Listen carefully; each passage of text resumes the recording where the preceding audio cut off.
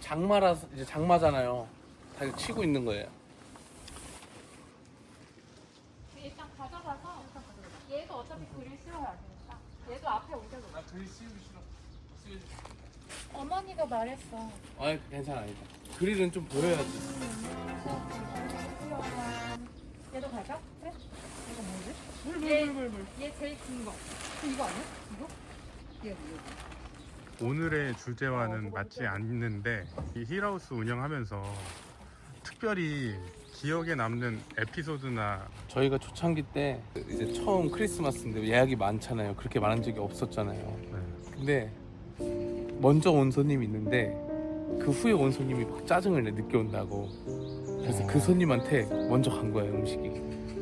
그래서 먼저 온 손님이 짜증내면 먼저 받는 거예요 이렇게. 그래서 너무 죄송하고 우리도 할 방법이 실력이 없으니까 그거 기억나는데요. 근데 다음부터는 절대 그러지 않죠. 형 씻고 있어? 강균이 형 왔어. 인사해줘. 보여요. 안녕하세요. 보여요. 너 장난이다. 안녕하세요. 네, 안녕하세요. 요즘에 형님이 목회하는 일과 힐하우스 일 하는 거하고 목회만 하고 싶은 마음이지만 지금 이 힐하우스 일도 안 할 수는 없고 마음은 그런데 그것 때문에 좀 고민이 있다. 이게 우리 가족이 같이 하는 거잖아요. 네. 그래서 이제 그 몸도 약한 데다가 이제 재정 같은 거, 광고할 적에 이렇게 도안 같은 거 이런 걸 하거든요.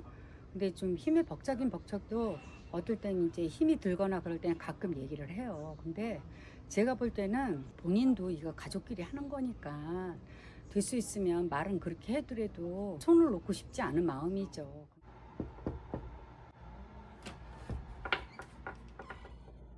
안녕하세요. 안녕하세요. 금방 씻으셨네요. 네.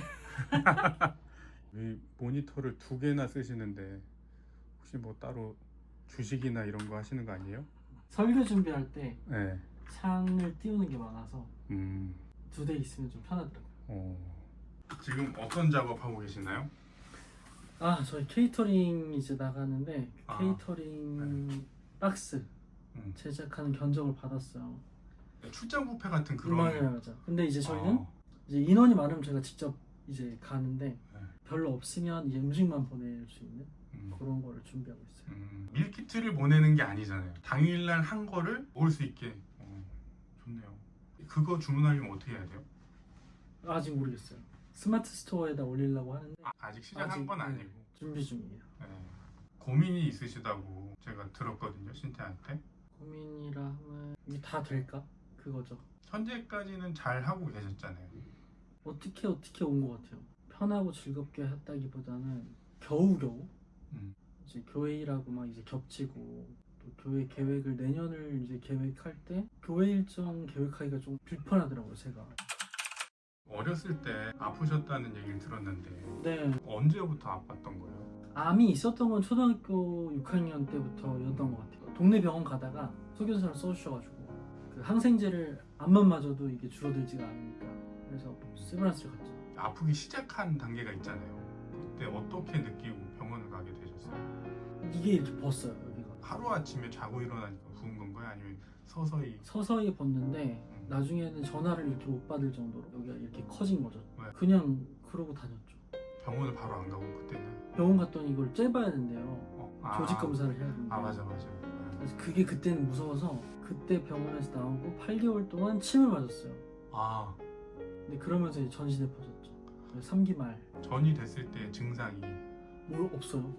저는 뭐라 그럴까 학원도 많이 다니고 그런 케이스여가지고 네. 그냥 뭐 원래 피곤하지 뭐 이랬는데 피로도가 엄청 심했고 그렇게 해서 한 중학교 1학년 끝부분에 끝났죠. 근데 이제 그 이후에도 체력이 안 따라주니까 학교를 가는 둥 마는 둥 이렇게 됐었죠.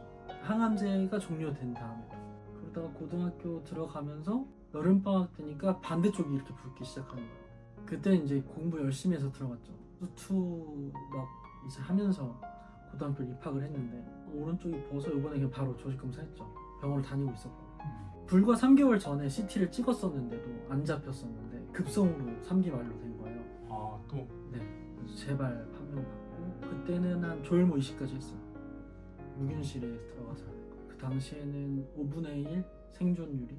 그리고 치료가 종료가 됐는데 이제 그게 2002년이었으니까 조혈모 이식 받은 게 지금 20년이 넘었죠. 근데 시간이 지나면서 후유증이 발견돼요. 골밀도가 없다라는 것도 그 당시에는 성장기 때 있었던 근육이 붙어 있으니까 막 부러지거나 그러진 않아요. 근데 지금은 막 부러져요. 뼈가. 그리고 갑상선 수치 그렇고 체력은 진짜 일반인하고는 현저히 차이가 좀 나는 것 같고 모르겠어요. 그래서 저도 혼란스럽죠. 아파서 힘든 건가 아니면 정서적으로 약해가지고 힘든 건가. 하긴 그럴 것 같아요. 지금 완치라는 게 아닌 걸로 살아가는 거잖아요. 그러니까 우리나라는 완치라는 표현을 쓰는데 음. 서양 쪽에서는 서바이버라 그래요. 생존자. 근데 그게 더 맞는 것 같아요. 그러니까 완치라고 하면은 아예 다시 안 아플 것 같은 느낌인데 그냥 치료 한번 받으면 일단은 몸이 다 이제 무너지는 상태니까. 그러니까 항암제랑 방사선 치료가 암만 죽이는 게 아니라 모든 게 다 죽어버리는 것 같아요. 그렇다 보니까 보통 사람의 체력이나 힘든 그 컨디션을 모르니까. 모르죠. 그리고 또 다른 사람은 나와 형님의 그 컨디션을 비교할 수가 없으니까 맞죠. 아 그냥 아프겠지 그 정도로만 생각하는데 어느 정도인지 모르고. 제가 놀란 게 우리나라 30명 되기 전에 제가 코로나 걸렸었거든요. 근데 그게 진짜 아팠대요. 근데 그게 치료할 때랑 비교해보면은 진짜 아무것도 아니에요. 열이 막 40도 올라가고 막 그래도 항암제 맞을 때보다는 정말 덜 힘든 거예요. 그때도 막 병실 청소 제가 하고 막 그때 손이 모자라가지고 갑자기 한국이 격리돼 있으니까. 네. 근데 지금도 곤란한 게 뭘 해도 그때보다 안 힘드니까 그냥 계속하게 되는 거야. 뭔가 내가 끝내야 될 게 있으면 뭐 토해도 하는 거죠 그냥. 왜냐면 그때도 그렇게 했으니까. 그때도 뭐 토하면서 막 살았으니까 어느 선이 쉬어야 되는 선이지 이것도 잘 모르겠고. 근데 그러다 보니까 몸이 완전히 이제는 너무 망가진 것 같고 바로를 오랫동안 하다 보니까 그게 좀 제일 어려운 것 같아요. 그 조절이. 근데 이제 가족분들은 무리한 것을 봤으니까 그게 이제 내가 할 수 있는 정도인 줄 알 수도 있을 것 같다는 생각. 근데 이제 그건 제가 무리했던 건데 그거보다 이제 일을 줄이면 제가 미안한 것 같은 느낌이 좀 들죠. 마음에서는 어떤 때는 좀 더 덜 하거나 쉬고 싶거나 이럴 때도 더 힘을 내서 한다는 이야기네요. 저는 이제 마약성 진통제를 먹거든요. 네. 통증이 이제 있으니까. 근데 일하기 위해서 마약성 진통제를 먹으면서 했더니 15kg가 빠지더라고요.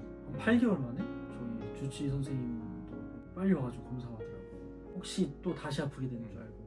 근데 다행히 다시 아픈 데는 없는데 지금도 회복 중인 것 같아요. 그때 그랬던 게. 그러니까 이제 너무 무리해서. 맞아요.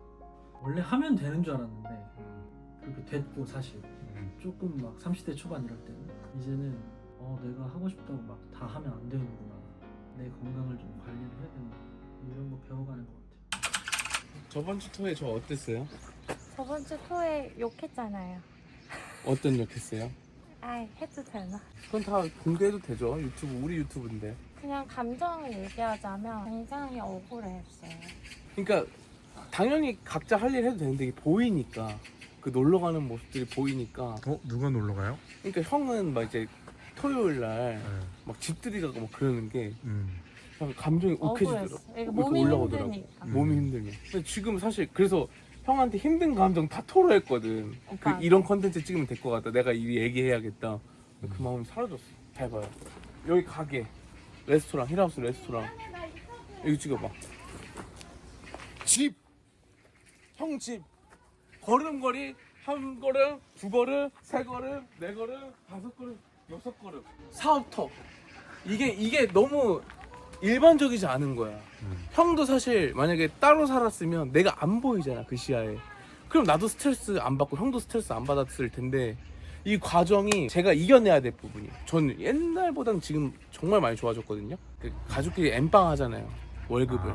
월급 엠빵에서 문제가 생기는 거야. 불만이. 커피 한잔 하고 해. 내가 알겠어.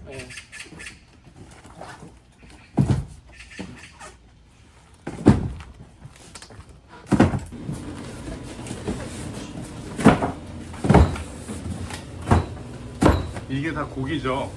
네. 양이 상당히 많은데 네. 무슨 고기예요?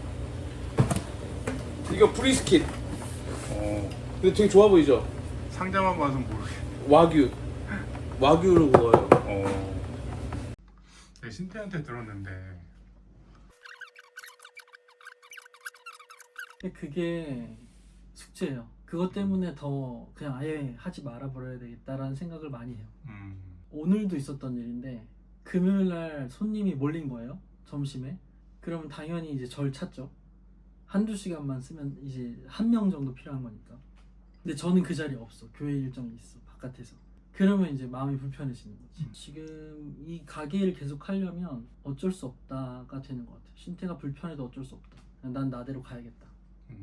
좀 그런 생각을 좀 해요. 설득할 수 없다. 그러면